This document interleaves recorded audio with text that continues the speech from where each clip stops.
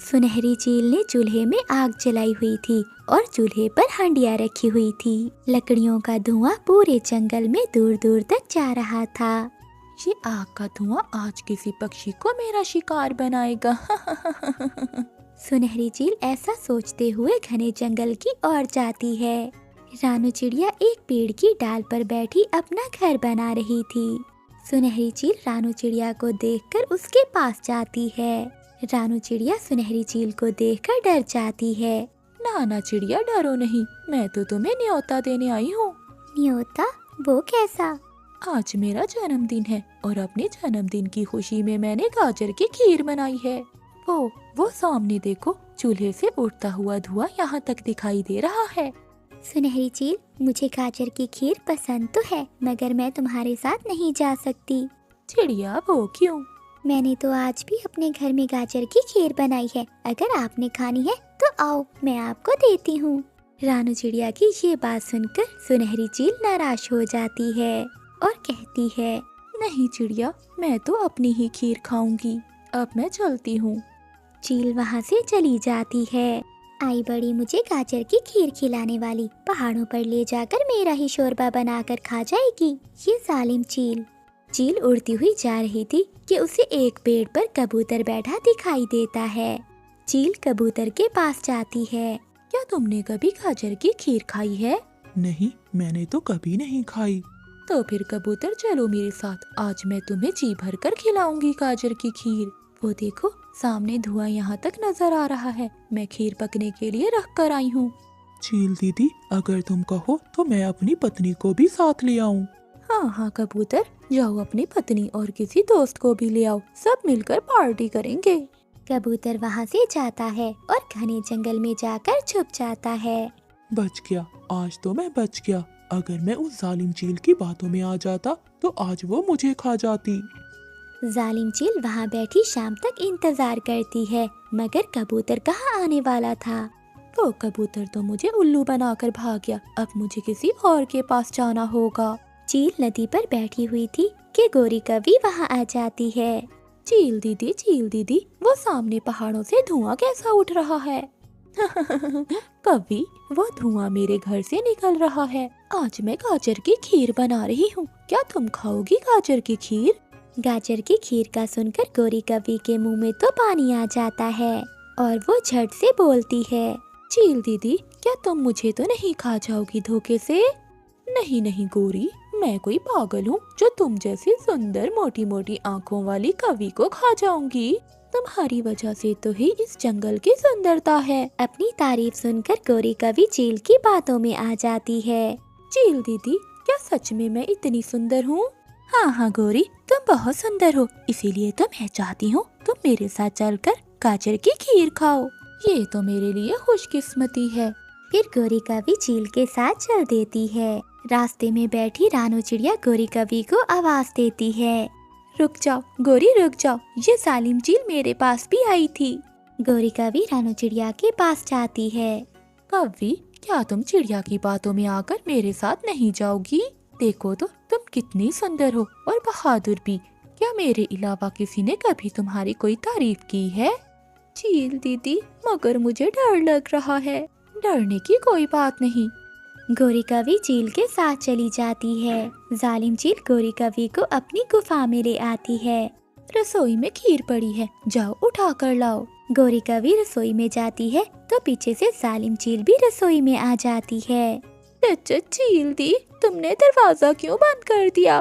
तुम्हारे इन फालतू सवालों का जवाब देने के लिए मेरे पास समय नहीं है। बस अब मैं तुम्हारा शोरबा बनाने वाली हूँ। नहीं चील दीदी, ये धोखा है। धोखा है तो धोखा सही। फिर चील गोरी कवि पर हमला कर देती है और उसे मार देती है। मारकर उसका सूप बनाकर पी जाती है। ऐसे गोरी कवि अपने लालच से अपनी जान गंवा बैठती है।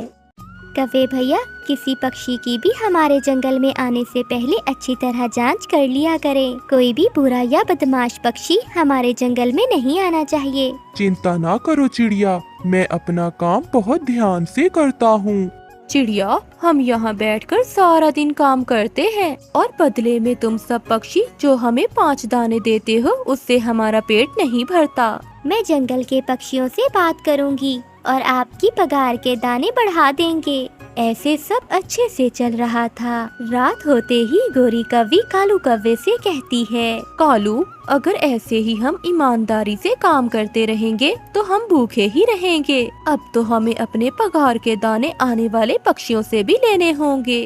गोरी, वैसे मैं समझा नहीं तुम्हारी बात। मैं तुम्हें अच्छे से समझाऊंगी जब काम पर जाएंगे। अगले दिन गोरी कौवी और कालू कौवा अपने काम के लिए पेड़ पर बैठे हुए थे कि तभी वहाँ बुलबुल आती है। हाँ रे बुलबुल, क्या बात है? मुझे आपके जंगल में घोंसला बनाना है। तुम आई कहाँ से हो और तुम्हारे जंगल में क्या हुआ जो तुम वो जंगल छोड़कर यहाँ आ गई हो?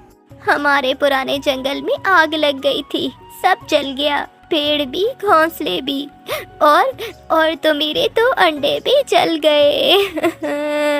सब खत्म हो गया। अच्छा, चुप कर जाओ। ठीक है, तुम अपनी रजिस्ट्रेशन करवाओ। नाम बताओ अपना। मेरा नाम बुलबुल है। वो तो ठीक है, तुम बुलबुल ही हो, मगर अपना पूरा नाम बताओ। मेरा नाम बुलबुल ही है और मेरे पिता का नाम भी बुलबुल ही था।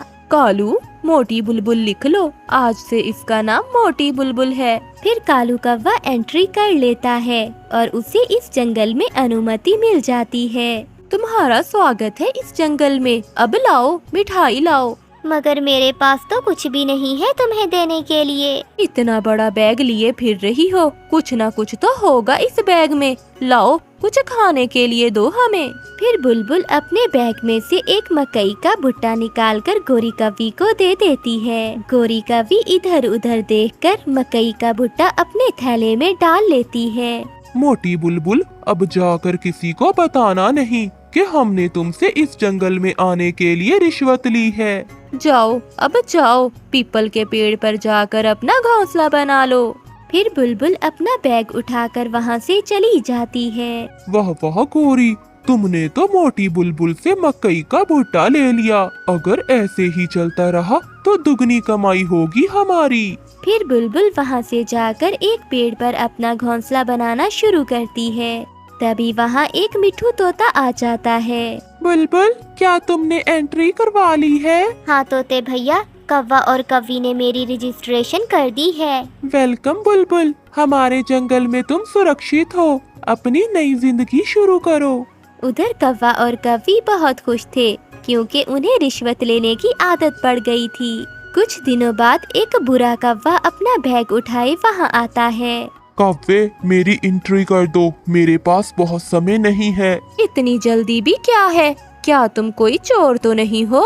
नहीं, मैं तो सागर वाले जंगल से आया हूँ। ठीक है, अपना नाम बताओ। भूरा है नाम मेरा। फिर कालू कौवा उसका नाम लिख लेता है। कहाँ से आए हो? सागर वाले जंगल से आए हो ना? हाँ, मैं सागर वाले जंगल से ही आया हूँ। वहाँ क्या काम करते थे तुम? मैं वहाँ पक्षियों को लोहे की चीजें बना कर देता था। कालू, लोहार पक्षी लिख दो इसका नाम। क्या मैं अब जा सकता हूँ? लाओ, हमारी मिठाई लाओ, उसके बाद जाकर बेरी के पेड़ पर अपना घोंसला बना लो। कौवे, तुम तो मेरी जाति के ही हो। अगर मेरा घोंसला किसी फलदार पेड़ पर बनवा लो तो मैं तुम्हें एक थैली चावल की दूंगा। चावल का नाम सुनकर वो दोनों बहुत खुश हो जाते हैं। हाँ, लाओ चावल। उसके बाद अपना घोंसला अमरूद के पेड़ पर बना लो। फिर भूरा कौवा कालू कौवे को रिश्वत के चावल देता है और अपना बैग उठाकर वहाँ से चला जाता है। फिर ऐसे ही कुछ दिनों में कौवों के घर भोजन ही भोजन इकट्ठा हो जाता है। कालू जी, देखा मेरा दिमाग, अब हम जितना भी भोजन खाएं, हमारा भोजन कभी नहीं खत्म होगा। गोरी, बस इस बात का ध्यान रखना कि किसी को पता न चले कि हम जंगल में आने वाले पक्षियों से रिश्वत लेते हैं। कौवे तो अपना काम पूरी बेईमानी से करने लगे थे। वो बुरे और बदमाश पक्षियों को भी अपने जंगल में एंट्री देने लगे थे। एक दिन उल्लू अपना सामान लेकर वहाँ आता है। ना भाई ना, हम तुम्हें एंट्री नहीं देंगे। तुम तो शक्ल से ही बदमाश लगते हो, इसीलिए तो मैं यहाँ आया हूँ। मैंने सुना है तुम लेन देन करके जंगल में आने देते हो। अच्छा, तुम बताओ, हमें क्या दोगे जंगल में आने के लिए? ये मेरा पूरा थैला भोजन से भरा हुआ है। अगर तुम मुझे आने दो तो ये मैं तुम्हें दे दूंगा। गौरी, उल्लू अच्छे नहीं होते। लाओ लाओ, ये थैला हमें दो और पास वाली गुफा में जाकर अपना घोंसला बना लो। हाँ हाँ, जल्दी चले जाओ, ऐसा ना हो कि कोई देख ले तुम्हें। फिर उल्लू वहाँ से चला जाता है। फिर ऐसे ही कुछ दिन गुजर जाते हैं और फिर एक दिन गौरी कौवी एक अंडा देती है। कालू जी, अब तो हमें और भी रिश्वत लेनी होगी, क्योंकि आने वाले बच्चे के लिए मुझे कुछ चीजें लेनी है। तुम चिंता ना करो गौरी, अगर ऐसे ही चलता रहा तो हमें कोई मुश्किल नहीं होगी। कालू, मैं अपने अंडे से निकलने वाले बच्चे का नाम जग्गू रखूंगी। हाँ हाँ, क्यों नहीं। अगर बेटी हुई तो मैं उसका नाम रानी रखूंगी। रानी होगी वो, मेरी बेटी रानी। आज वो कौवे बहुत खुश थे। वो खुशी खुशी अपने काम पर चले जाते हैं। वो ये नहीं जानते थे कि जिस उल्लू की उन्होंने अपने जंगल में एंट्री की है वो उल्लू बहुत दुष्ट है। उस उल्लू को तो दूसरे पक्षियों के अंडे पीने की आदत है। वो इधर उधर उड़ता हुआ कौवों के घर आ जाता है और कौवों के घर में घुसकर उनका अंडा तोड़कर पी जाता है। अरे वाह वाह, आज तो लंबे समय के बाद अंडा पीने का तो मजा ही आ गया है। वो उल्लू अंडा पीकर वहाँ से भाग जाता है। जब शाम को कौवा और कौवी घर वापस आते हैं तो गौरी कौवी अपना टूटा हुआ अंडा देखकर रोने लग जाती है। जालिम, किसी जालिम ने मेरा अंडा पी लिया। मेरा पहला पहला अंडा था। गौरी, हमारे जंगल में तो सभी पक्षी बहुत अच्छे हैं। एक एक पक्षी की एंट्री करते हैं हम, फिर ये कौन कर सकता है। कालू, ये सब हमारे ही कर्मों का नतीजा है। हमने रिश्वत की लालच में पूरे पक्षियों को भी तो इस जंगल में आने दिया है। हो न हो ये काम उन्हीं में से किसी एक का होगा। ऐसे गौरी कौवी और कालू कौवे को अपने किए की सजा मिलती है। प्यारे दोस्तों, इस कहानी को लाइक, अपने दोस्तों के साथ शेयर और चैनल को सब्सक्राइब करना मत भूलिएगा। आपका धन्यवाद।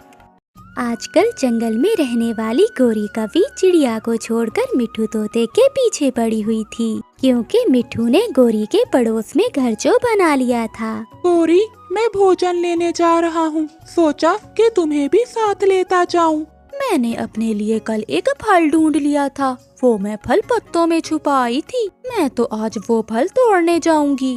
तो ठीक है गौरी, मैं भी आज कोई मीठा फल ढूंढने जा रहा हूँ। फिर मिट्ठू तोता वहाँ से चला जाता है। मोटी चोंच वाले, फल तो तू ही ढूंढेगा, मगर खाऊंगी मैं। ऐसा सोचते हुए गौरी कौवी तोते के पीछे उड़ती है। मिट्ठू तोता इधर उधर देखता हुआ घने जंगल में पहुँच जाता है। बहुत मुश्किल से मिट्ठू को फल मिल जाता है। मिल गया, आज तो मुझे पका हुआ आम मिल गया। आज तो मेरा दिन बन गया। मिट्ठू तोता आम के पास बैठा हुआ था कि तभी गौरी कौवी भी वहाँ आ जाती है। कहाँ कहाँ मोटी चोंच वाले, यही फल तो मैं कल यहाँ छुपा कर गई थी। अब तू आ गया इसे खाने, चल भाग यहाँ से, ये आम मेरा है। अच्छा, तो क्या गौरी, ये वही आम है जो तुम कल पत्तों में छुपा कर गई थी? हाँ हाँ मोटी चोंच वाले, मैं यही तो लेने आई थी। तो ठीक है गौरी, तुम ये फल ले जाओ। गौरी कौवी आराम से वो फल उठाती है और अपने घर ले जाती है। घर जाकर गौरी कौवी मजे मजे से आम खाती है। वो चिड़िया तो बहुत सियानी थी। ये तोता ठीक है मेरा पड़ोसी, पागल सा है, जो कहूँ मान जाता है। अब तो मैं हर रोज तोते का भोजन ही चुरा लिया करूँगी। फिर दूसरे दिन मिट्ठू तोता अपने घोंसले में पका हुआ अमरूद रखकर नदी से पानी पीने जाता है। गौरी कौवी तोते को जाते हुए देख रही थी। चल बे गौरी, ये मोटी चोंच वाला तो चला गया, अब इसका भोजन चुरा लेती हूँ। गौरी कौवी अपने घर से निकलती है और मिट्ठू तोते का अमरूद चुरा लेती है। अब ये घर जाकर खाऊंगी, नमक मसाला लगाकर, बहुत मजा आएगा। गौरी कौवी अमरूद लेकर घर चली जाती है और बड़े मजे मजे से खा लेती है। लुट गया, मैं लुट गया, मेरा अमरूद। आज फिर मुझे सूखा दाना ही मिलेगा खाने को। कोई मेरा अमरूद चुरा कर ले गया। मिट्ठू तोता भागा भागा अपनी पड़ोसन के पास जाता है। गौरी गौरी, तुमने किसी को मेरे घर तो जाते नहीं देखा? क्या हुआ मिट्टू, तुम्हारे घर तो कोई नहीं गया। मैं सुबह से तुम्हारे घर की तरफ ही देख रही हूँ। मेरा अमरूद कोई चुरा कर ले गया है। मिट्टू, जरूर वो कोई चूहा होगा जो तुम्हारा अमरूद चुरा कर ले गया होगा। मिट्टू तोता नाराज होकर घर चला जाता है। फिर गौरी कवि रोज मिट्टू का भोजन चुरा लेती। जब भी मिट्टू तोता नदी पर जाता। चिड़िया बहन, मैं तो तंग आ गया हूँ। जो भी घर में खाने की चीज रखता हूँ वो कोई ना कोई चुरा लेता है।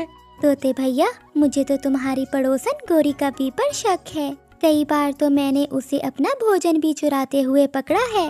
मगर चिड़िया, उसकी बातों से तो नहीं लगता कि वो मेरा भोजन चुराती होगी। मिट्टू भैया, वो ऐसे ही मीठी मीठी बातें करती है। अगले दिन मिट्टू तोता एक अंगूरों का गुच्छा ढूंढ लाता है, मगर आज तोता भी चोर को पकड़ना चाहता था। गौरी कवि अपने घर के बाहर बैठी हुई थी। तोते तोते, आज तो मजे करेगा तू। ये अंगूर तुझे कहाँ से मिल गए? ये अंगूर मैं घने जंगल से लाया हूँ। तोते भाई, अंगूर खाने से पहले नदी से पानी पी लेना। एक बार मैंने अंगूर खाने के बाद पानी पिया था, बहुत दर्द हुआ था मेरे पेट में। मैं ऐसा ही करूँगा, पहले पानी पी लूँगा, बाद में खाऊंगा अंगूर। मिट्टू तोता घर चला जाता है। मिट्टू तोता अंगूरों का गुच्छा अपने घोंसले में रखकर वहाँ से चला जाता है। पागल, कितनी बड़ी चोंच है, इतना बड़ा दिमाग नहीं है, चला गया नदी पर। गौरी कवि मिट्टू को जाता हुआ देखकर मिट्टू के घर चली जाती है, मगर तोता तो आज पास ही पेड़ के पीछे छुप कर बैठ गया था। तो ये काली कवि मुझे इतने दिनों से पागल बना रही है। मिट्टू तोता एक डंडा उठाता है और घर की तरफ जाता है। तोता लाएगा अंगूर, तोता लाएगा अंगूर और गौरी खाएगी अंगूर। मिट्टू, तेरा शुक्रिया जो मेरे लिए इतने मीठे मीठे अंगूर लेकर आया। गौरी जब पीछे मुड़कर देखती है तो मिट्टू तोता पीछे खड़ा था। मम्मा, मैं तो ये देखने आई थी कि अंगूर खट्टे तो नहीं है। तोता लाएगा अंगूर और तोता खाएगा अंगूर और गौरी कवि खाएगी डंडे। फिर मिट्टू तोता गौरी की खूब पिटाई लगाता है। मेरे प्यारे मिट्टू भाई, मेरी पूंछ पर मत मारो, ये पहले ही कई बार टूट चुकी है। छोड़ दो प्लीज, मुझे छोड़ दो, मैं फिर दोबारा कभी चोरी नहीं करूँगी। पिटने के बाद गौरी कवि रोती हुई वहाँ से भाग जाती है। प्यारे दोस्तों, इस कहानी को लाइक, चैनल को सब्सक्राइब और अपने दोस्तों के साथ शेयर करना मत भूलिएगा। आपका धन्यवाद।